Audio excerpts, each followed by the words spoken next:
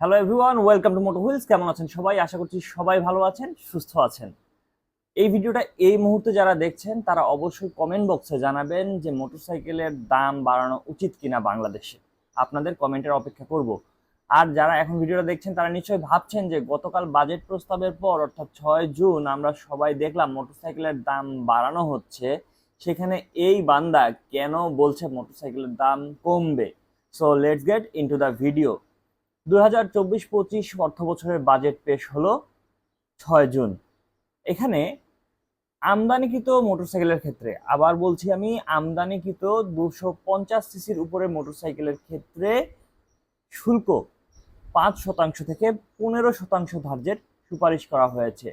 অর্থাৎ আমদানি যেই মোটরসাইকেলগুলো আমদানি করা হবে সেগুলোর জন্য 250 সিসির উপরের জন্য 5% শুল্ক থেকে বাড়িয়ে 15% শুল্ক করা হয়েছে। তবে তবে এখানেই হচ্ছে আসলে আমাদের খুশির সংবাদ। দেশে তৈরি মোটরসাইকেলের ক্ষেত্রে অর্থাৎ সিকেডি মোটরসাইকেল অর্থাৎ মোটরসাইকেল উৎপাদনের ক্ষেত্রে যেই পার্টস আমদানি করা হবে সেই পার্টস আমদানির ক্ষেত্রে কিন্তু শুল্ক কমানোর প্রস্তাব করা হয়েছে। অর্থাৎ 250 সিসির উপরে যেই বাইকগুলো বাংলাদেশের বাজারে আসবে সেগুলোকে কিন্তু বলাই হচ্ছে যে সেই বাইকগুলো হবে সিকেডি, অর্থাৎ দেশে উৎপাদন করা হবে। সেই বাইকগুলো দেশে উৎপাদন করা হলে এবং পার্টস যদি শুল্ক কমিয়েই আনা হয়, তার মানে কিন্তু দেশে উৎপাদিত মোটরসাইকেলগুলোর দাম কমবে। ব্যাপারটা আই হোপ ক্লিয়ার হয়েছে। আমি আবারও একবার রিপিট করতে চাই, মোটরসাইকেল যদি আমদানি করা হয় 250 সিসির উপরে আমদানিকৃত মোটরসাইকেলের ক্ষেত্রে আগে দিতে হতো 5% শুল্ক, এখন সেই 5% থেকে বাড়িয়ে এটাকে 15% ধার্যের সুপারিশ করা হয়েছে এই বাজেটে। আর দেশে তৈরি মোটরসাইকেল অর্থাৎ সিকেডি মোটরসাইকেল তৈরিতে যেই পার্টসগুলো লাগবে সেগুলোর জন্য শুল্ক কমানোর প্রস্তাব করা হয়েছে। এ কারণে দেশে তৈরি মোটরসাইকেলের দাম কমতে পারে। এখানে কিন্তু সুখবর, যারা হাইয়ার সিসি মোটরসাইকেল অর্থাৎ 250 সিসির উপরের মোটরসাইকেলগুলোর কথা আমি বলছি, যারা কেনার অপেক্ষা করছেন সেই মোটরসাইকেলগুলোর দাম তুলনামূলকভাবে কমতে পারে। কারণ সেই মোটরসাইকেলগুলো যখন চলার অনুমতি দেওয়া হচ্ছে তখন বলাই হচ্ছে সেই মোটরসাইকেলগুলো উৎপাদন হতে হবে বাংলাদেশে।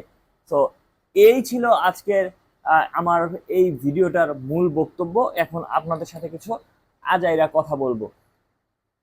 যারা 250 সিসির উপরে মোটরসাইকেল কেনার কথা ভাবছেন তারা আসলে কি ভেবে সেই মোটরসাইকেলগুলো কেনার কথা ভাবছেন? দেখেন, আপনি যখন ঢাকা শহরে কমিউট করবেন তখন কি আসলেই 250 সিসির একটা মোটর বাইক চালানোর মতো অথবা 300 350 সিসির মোটর বাইক চালানোর মতো ঢাকার অবস্থা আছে?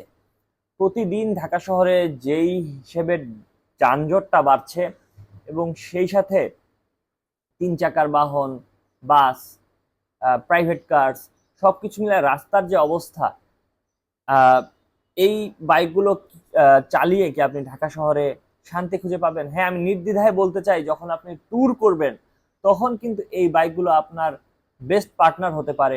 বাট এক্সিস্টিং যে অবস্থা, আমি ঢাকা শহরের কথা বলছি, এখানে 150 সিসির উপরে আমাদের বাইক লাগে কিনা সেটাও কিন্তু একটা আলোচনার বিষয়। অবশ্যই আপনার মতামত কমেন্ট বক্সে জানাবেন। আর বাংলাদেশে কোন বাইকটি হতে পারে সবচেয়ে জনপ্রিয়, সেই বাইকটির নাম কি হতে পারে, সেই বাইকটি কোন ব্র্যান্ডের কোন মডেলের হতে পারে, অবশ্যই কমেন্ট বক্সে জানাতে পারেন। আহ, আর শেষ করার সময় আরেকবার বলি, please do subscribe and hit the bell icon. Stay tuned with Moto wheels.